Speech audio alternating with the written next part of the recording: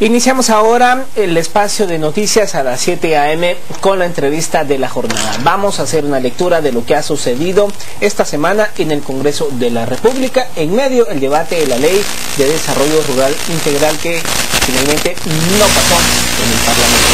Nosotros estamos acá en el estudio el exdiputado Aníbal García, también dirigente del Movimiento de la República, esta organización política que nació en la vida el presente año. Buen día, licenciado García, bienvenido. Buenos días, bienvenido.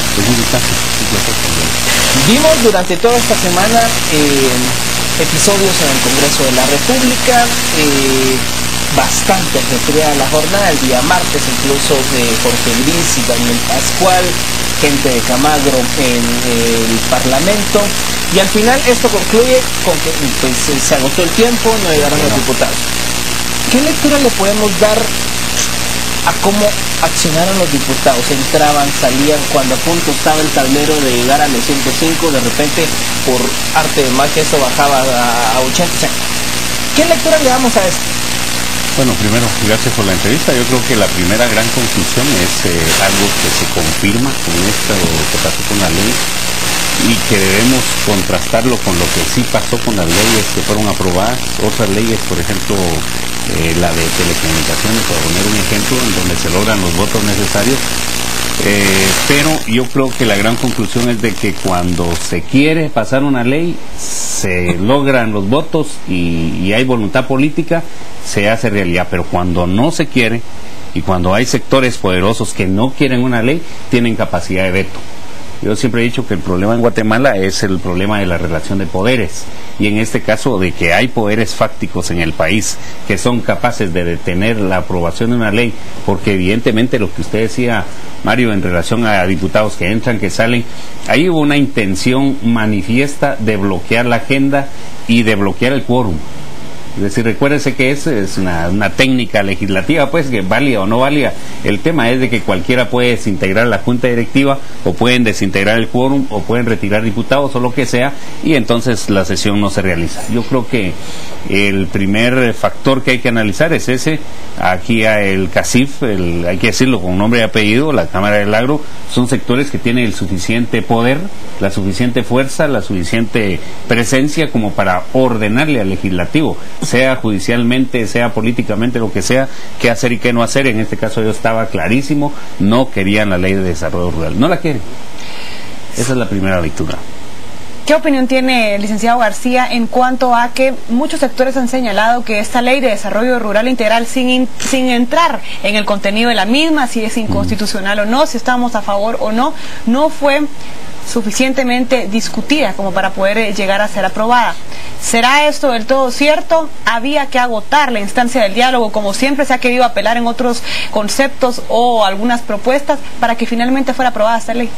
Mire, yo recuerdo que en la anterior legislatura sí se habló casi que toda la legislatura de esa ley, es decir, hubo seminarios, foros, eventos que se crearon. Por ejemplo, incluso recordarán ustedes que la mesa presidida por el exdiputado Mariano Rayo fue la que estuvo convocando a la sociedad civil, los diálogos, incluso su servidor como diputado primero y luego como secretario general del Movimiento Nueva República, acudimos a una audiencia este año al Congreso de la República a dar nuestro punto de vista. Yo creo que el argumento no es sólido. La ley es una ley suficientemente debatida.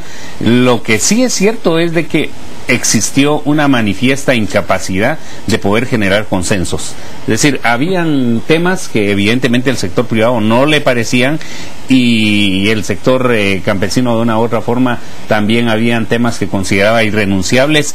Entonces en ese enfrentamiento no tuvieron el tiempo de poderse poner de acuerdo. Ahora, diputado, exdiputado, el tema central de la discusión estaba en el artículo 10. La Cámara del Agro insiste en que ahí había un peligro de que alguien en un futuro, si esto se convertía en ley, pues dejaba abierta la puerta a expropiaciones y a hacer cosas que quizá al sector privado pues no le parecen, y ellos sostienen la tesis de que ahuyentaba la inversión, que no había algo claro ahí en ese artículo.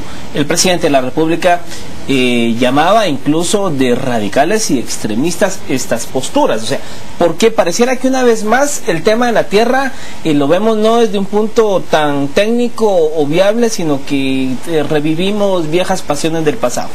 ¿Usted cómo ve este artículo?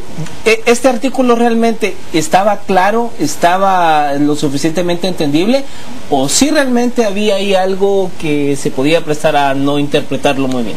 Sí, mire, yo tuve el cuidado de leer la iniciativa cuando llegó al Congreso y luego de leer el proyecto de ley en todos sus debates. Y hay que decirlo claro, ese artículo famoso se refiere a un tema que en Guatemala causa realmente escozor por todos lados, que es el tema de la tenencia de la tierra, el uso y la tenencia de la tierra. Mire, particularmente yo creo que aquí se ha demostrado que el sector empresarial de este país realmente asume actitudes jurásicas, porque no se le puede llamar de otra forma, actitudes atrasadas, actitudes totalmente contraproducentes, porque no es cierto que ahí estuviera una reforma agraria implícita. Malaya, dijeran por mi pueblo, realmente no es eso. Yo creo que son actitudes irresponsables, actitudes que no van a dejar que este país se encuentre, porque al final de cuentas, en todos los países del mundo se trata de ordenar el tema de la tenencia y el uso de la tierra, pero aquí el sector empresarial primero no quería que se hablara eso en los acuerdos de paz. ¿Recuerda usted del acuerdo socioeconómico y situación agraria? Ahí está establecido. Si queremos verlo desde el punto de vista jurídico, la ley marco de los acuerdos de paz establece la posibilidad de hablar de ese tema. Luego, no es cierto que eso prácticamente enfrente el artículo 39 de la Constitución Política de la República, que es el que se refiere a propiedad privada. Entonces, yo creo que aquí es donde salen esos, diría yo, fantasmas del pasado que no permiten que esta sociedad pueda acercarse. Me parece que es totalmente falso lo que ellos están planteando.